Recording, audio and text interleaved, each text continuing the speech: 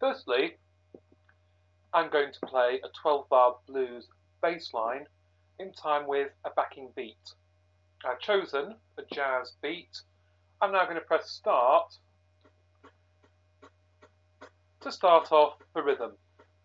I'm going to get a feel for the speed and change the tempo if I need to, and then play my bass line in time to it. C, 2, 3, 4, C, 2, 3, C, C, change to F,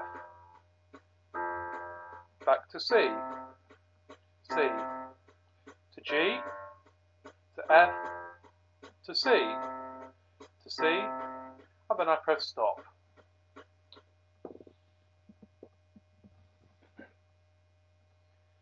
This time I'm going to use the keyboard to play some chords. I'll switch on the accompaniment on-off button so that it's on. That's at the left-hand side of your keyboard. Now when I press keys on the bottom part of the keyboard, I get a chord instead of a note. Switch it off, I get a note. And so I get a chord.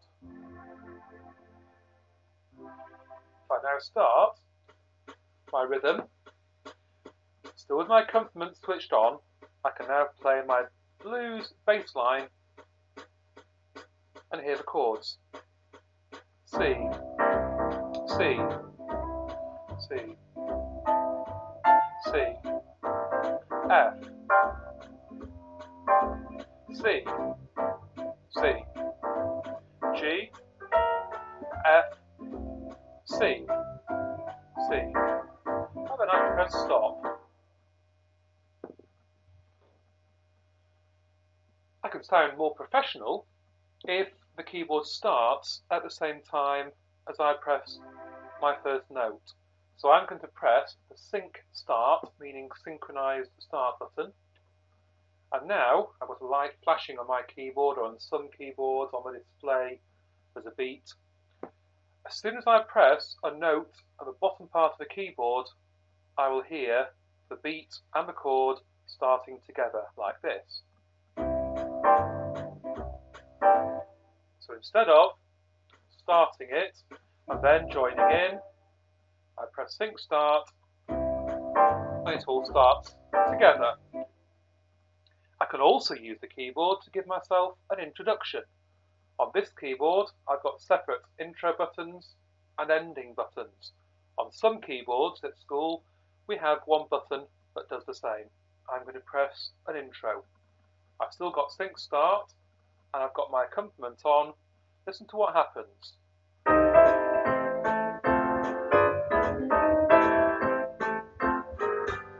C, C, and so on. If I wanted to, I could add an ending at the end as well. So I'll put a quick intro, I'll play a tiny bit, then add an ending. I will just put an ending on the end by pushing my ending button.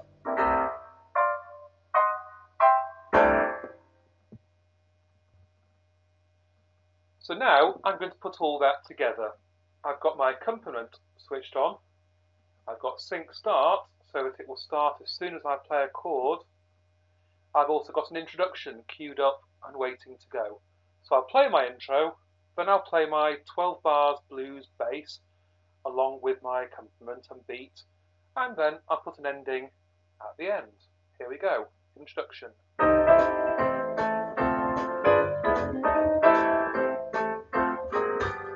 C, C, C,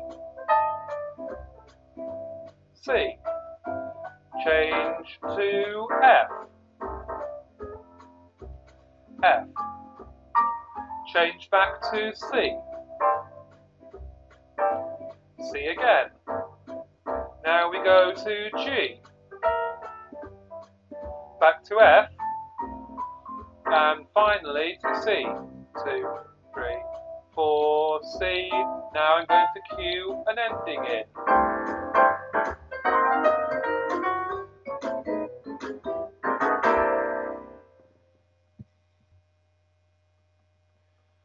we're now going to look at how you can use all these backings and perform them with a top part, a melodic riff played by a second person. I've cued in to the keyboard and recorded exactly what we've just heard, an introduction, a 12-bar blues bass line with chords and backing, and then an ending. And that will just play as though I had somebody playing that in the bottom part of the keyboard.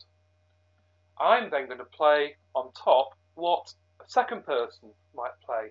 Some very simple, some very basic melodic riffs, which you can see from the sheet in your folder.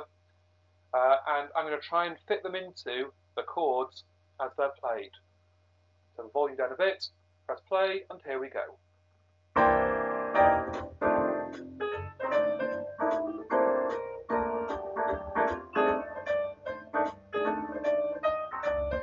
This is all the introduction, the backing. There goes my riff. I'm now going to start.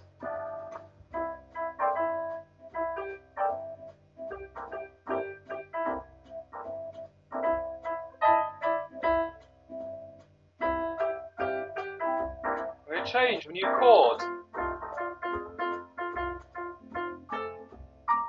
Let's go back.